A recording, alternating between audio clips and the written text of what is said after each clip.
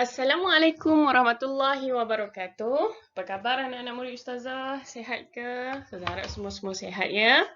Okay, hari ini kita akan sambung kelas kita dengan subjek akidah. Kita akan ulang kaji balik pelajaran 1 iaitu tentang sifat khudrah. Okey. Jom kita tengok muka surat seterusnya. Okey, pelajaran 1, sifat khudrah. Okey. Kita tengok pengertian qudrah dulu. Qudrah adalah sifat wajib bagi Allah Ta'ala. Sifat yang Allah mesti ada. Mengikut susunan, sifat qudrah adalah sifat yang ketujuh selepas sifat wahdaniyah. Qudrah artinya berkuasa. Ini bermaksud Allah Maha berkuasa dalam semua keadaan. Allah Maha berkuasa mencipta, mentiadakan, mengatur dan mentadbir semua perkara di alam ini. Kekuasaan Allah adalah mutlak sejak azali. Lawan sifat qudrah ialah al-ajzu, yang bererti lemah. Tanda Allah berkuasa ialah dengan mencipta sekalian makhluk. Allah berkuasa menjadikan sesuatu perkara mengikut ketentuannya. Kekuasaan Allah itu amat sempurna. Ia mampu berbuat apa sahaja yang diingini. Juga amat berkuasa melenyapkan, merosak atau memusnahkan, menyembuhkan, mentadbir serta apa jua yang diingini. Maksudnya Allah boleh buat apa saja yang Allah nak. Setiap perbuatan dan kekuasaan Allah, tiada satu makhluk pun dapat menghalangnya. Okay, kita tengok penghayatan. Allah sangat berkuasa ke atas tiap-tiap makhluk.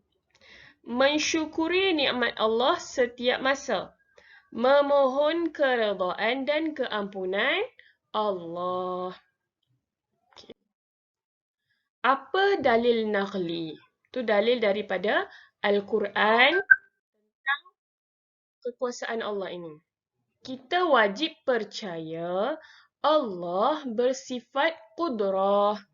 Untuk menguatkan lagi keimanan kita ataupun kepercayaan kita kepada Allah, kita hendaklah menghafaz dan meyakini dalil naqli ini. Okay. Bismillahirrahmanirrahim. Inna Allah ala kulli syai'in qadir. Surah Al-Baqarah ayat ke-20. Maksudnya, sesungguhnya Allah berkuasa atas tiap-tiap sesuatu. Dalil aqli. Dalil aqli itu apa yang kita boleh fikirkan lah, yang terfikir di akal kita ni. Yang kita boleh tengok daripada sekeliling kita. Allah bersifat qudrah, iaitu Allah Maha berkuasa. Allah mempunyai kuasa yang mutlak untuk mentadbir alam ini. Maksudnya tak ada had. Lihatlah apa yang ada di sekeliling kita. Dengan sifat qudrah Allah, semua ciptaannya adalah sempurna. Allah mencipta tanpa sokongan dan bantuan makhluk. Jika Allah bersifat lemah, mustahil segala ciptaan dan proses yang berlaku di alam ini menjadi sempurna. Tidak ada makhluk lain yang lebih berkuasa daripada Allah Ta'ala. Berhala dan patung sembahan yang sering disembah oleh orang kafir juga tidak mempunyai apa-apa kuasa untuk menunaikan permintaan atau mendatangkan mudarat. Mudarat tu maksudnya keburukan, malapetaka, bencana. Alangkah malangnya jika kita sebagai manusia yang berakal boleh menyembah sesuatu selain daripada Allah. Okey. Seterusnya, mari kita baca dan kita yakini bahawa Allah tu Maha Berkuasa. Kita tengok satu kisah pada zaman dahulu. Kisah pada zaman Nabi Ibrahim. Okey, ketika Nabi Ibrahim alaihi salam berdoa dan bermunajat kepada Allah, dia cakap macam ni, "Ya Tuhanku, tunjukkanlah kepadaku bagaimana engkau menghidupkan kembali makhluk-makhlukmu yang sudah mati."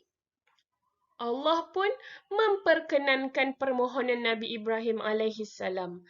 Lalu diperintahkan ia menangkap 4 ekor burung. Lalu setelah memerhatikan dan meneliti bahagian tubuh-tubuh burung itu, memotongnya menjadi berkeping-keping, mencampur baurkan kepada 4 bahagian.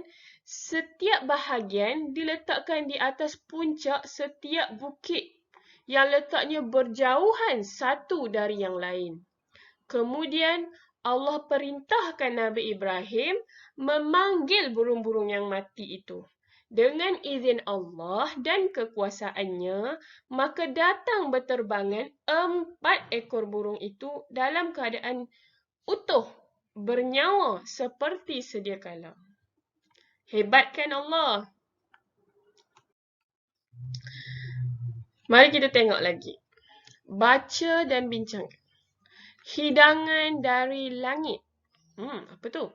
Bermunajatlah Nabi Isa alaihi salam kepada Allah dan berdoa, "Ya Allah, ya Tuhanku, turunkan kepada kami suatu hidangan dari langit, agar kami terhindar daripada bahaya kelaparan dan dahaga yang kami alami." Doa Nabi Isa alaihi salam dimakbulkan Allah. Allah berfirman, "Aku akan menurunkan hidangan itu kepadamu. Namun, barang siapa kufur, nescaya aku akan menyiksa dengan siksaan yang belum pernah aku timpakan kepada seorang pun daripada umat manusia."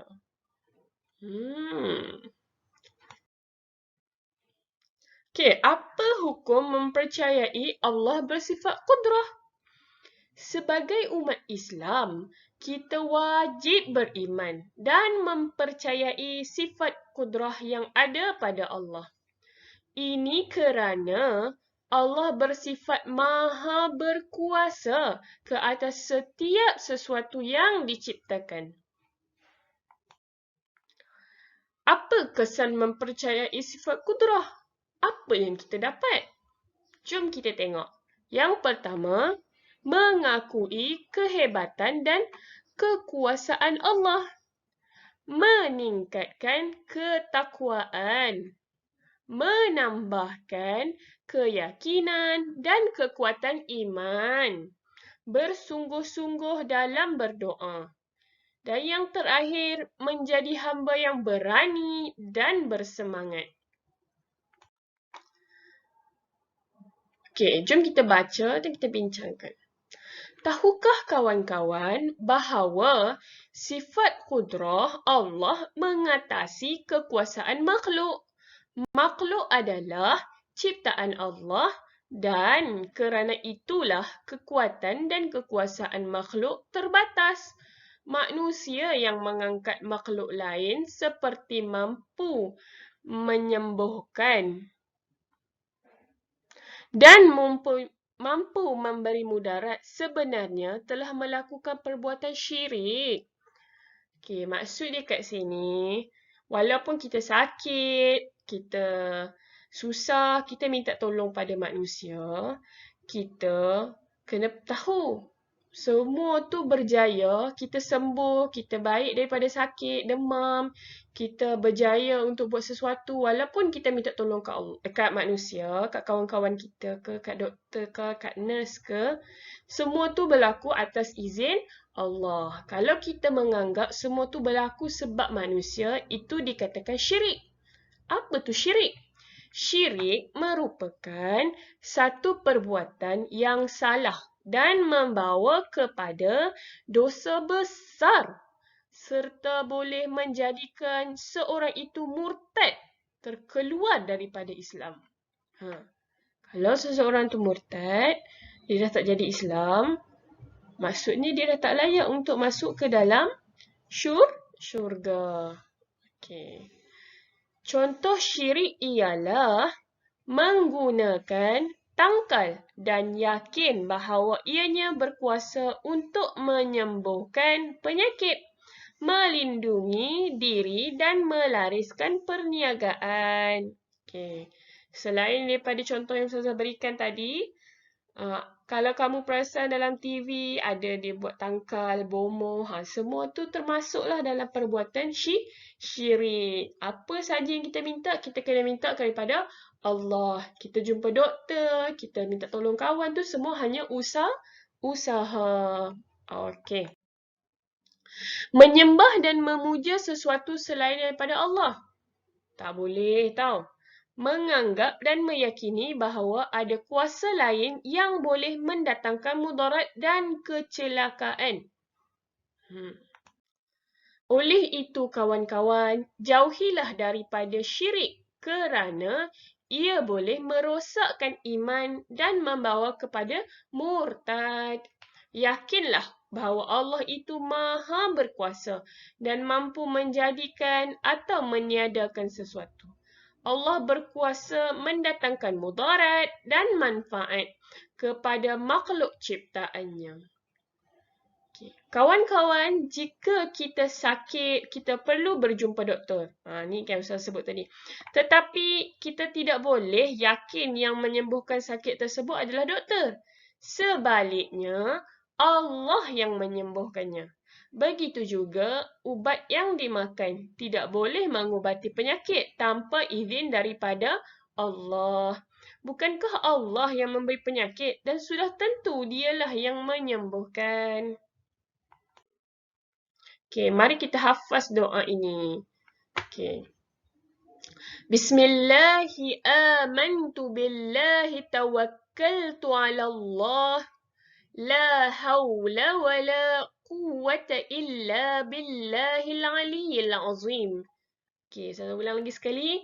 Bismillahi amantu billahi tawakkaltu ala Allah.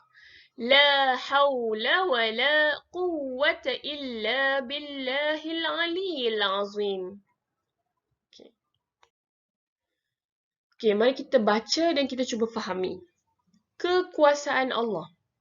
Adanya alam ini iaitu dari tiada kepada ada. Wujudnya semua makhluk di dunia ini merupakan tanda kekuasaan Allah. Menghidup dan mematikan manusia. Kekuasaan makhluk. Okey, apa beza dia? Tadi kekuasaan Allah, ni kekuasaan makhluk pula. Kekuasaan manusia adalah terbatas. Allah mencipta daripada tiada kepada ada. Manakala manusia hanya mengubah sesuatu bentuk kepada bentuk yang lain.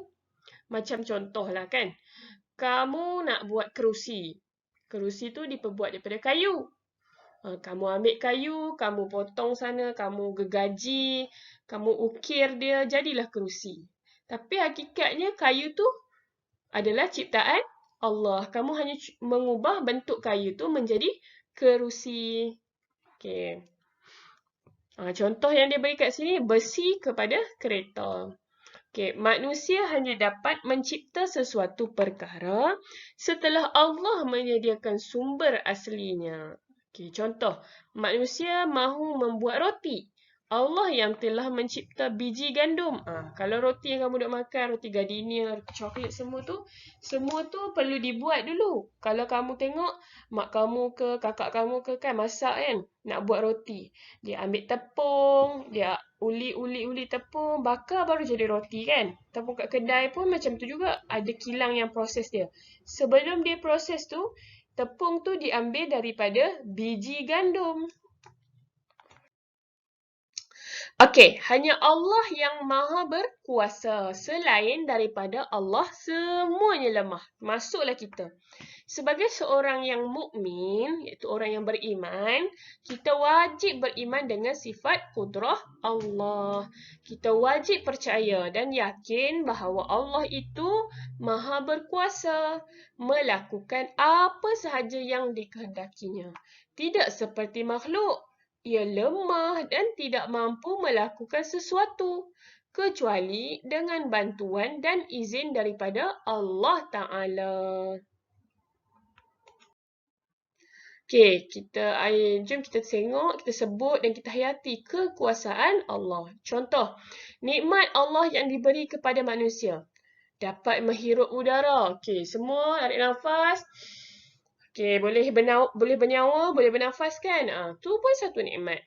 Jantung mengepam darah. Kalau jantung berhenti, matilah kita. Okey. Boleh membuang najis. Kamu boleh pergi toilet, buang air kecil, buang air besar. Tu pun satu nikmat yang Allah beri. Pencernaan makanan kepada zat. Kamu makan, lepas tu kamu jadi kuat. Kamu makan, kamu jadi kenyang. Kamu makan, kamu jadi semakin besar. Tu satu nikmat daripada Allah. Mendapat cahaya matahari, bulan dan bintang. Cuba bayangkan, kita hidup dalam keadaan tak ada matahari, tak ada bulan, mesti gelap kan? Nak keluar jalan-jalan tak boleh, nak bawa kereta kat luar tak boleh. Itu pun satu nikmat, kita tak perasan sebelum ni. Okey, jom kita sebut dan hayati perkara kat bawah ni. Allah bersifat maha sempurna dan maha suci daripada sifat-sifat kekurangan. Hanya Allah yang kekal hidup, berkuasa, mentadbir, mencipta dan memelihara seluruh alam. Baca dan fahami. Tanda Allah kudrah. Allah maha berkuasa mencipta sekalian makhluk di alam ini. Allah maha berkuasa menjadikan sesuatu perkara mengikut ketentuannya. Apa yang Allah nak buat, Allah boleh buat. Okey. Terima kasih anak-anak murid Ustazah sebab dengar sampai habis. Okey, Ustazah harap kamu semua faham. Apa-apa boleh tanya Ustazah kalau nak tanya apa-apa lah kan. Okey, dan sekarang Ustazah nak kamu buat latihan dalam buku aktiviti tu. Dan Ustazah akan bagi link untuk latihan dan siapkan juga ya. Okey, jumpa lagi. Assalamualaikum.